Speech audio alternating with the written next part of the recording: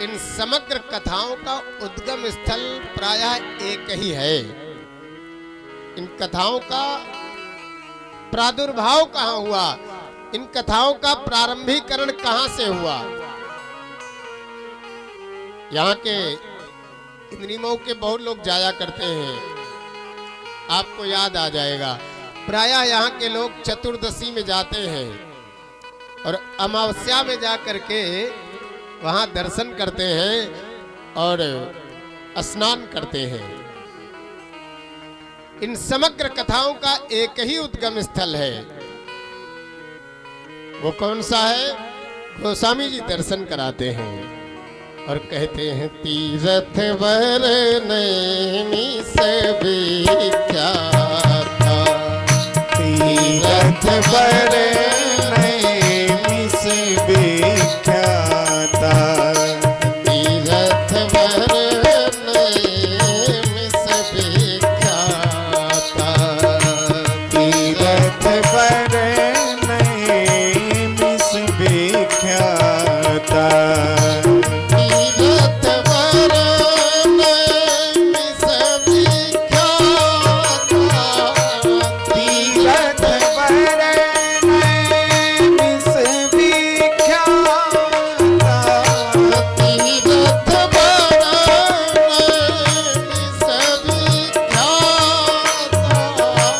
तीरथ वर नैमी से विख्यात, अति पुनीत साधक सिद्धिदाता, अति पुनीत साधक सिद्धिदाता, अति पुनीत साधक सिद्धिदाता, अति पुनीत साधक सिद्धिदाता।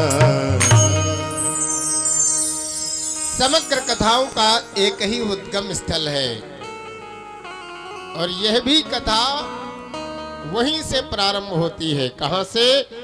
भारत देश के उत्तर प्रदेश के सीतापुर जनपद के नैमिष तीर्थ की ये घटना है।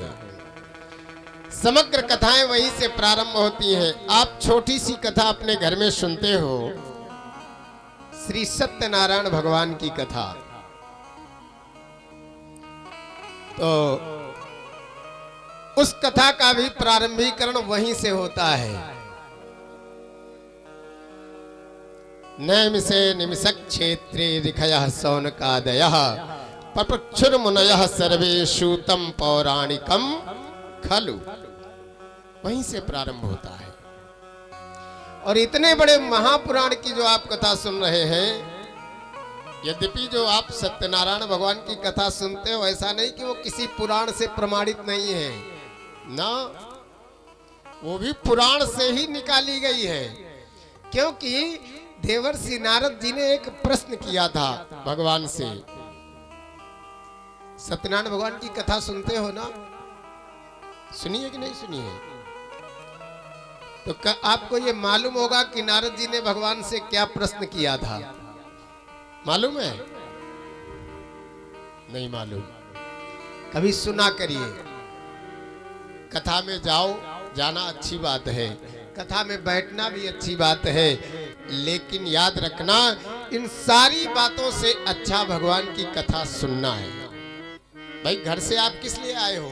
यहां भी आए हो तो किस लिए? घर से यही संकल्प लेके चले हो ना, घर में यही तो बता के चले हो कि हम भगवान की कथा सुनने जा रहे हैं।